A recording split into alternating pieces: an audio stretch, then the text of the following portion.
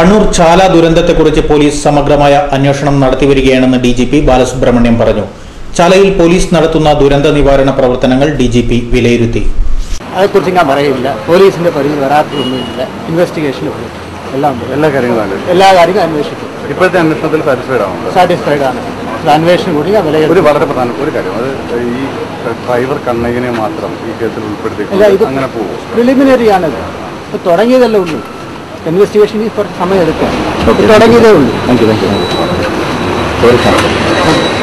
ഞായറാഴ്ച രാവിലെ കണ്ണൂരിലെത്തിയ DGP ബാലസുബ്രഹ്മണ്യവും ADGP Rajesh ദിവാനും ദുരന്തത്തിൽ മരണപ്പെട്ട ഗ്രേഡ് ASI രാജന്റെ മൃതദേഹത്തിൽ അന്ത്യോപചാരം അർപ്പിച്ചു. തുടർന്ന് ചാലയിലെത്തി പോലീസിന്റെ ദുരന്ത നിവാരണ പ്രവർത്തനങ്ങളും അന്വേഷണ പുരോഗതിയും വിലയിരുത്തി. അപകട സ്ഥലവും മറ്റും ഡിജിപി പരിശോധിച്ചു. ജില്ലാ പോലീസ് മേധാവി Rahul R Nair, Kannur DYSP P Sukumaran എന്നിവരുമായി ഡിജിപിയും എഡിജിപിയും ചർച്ച നടത്തി.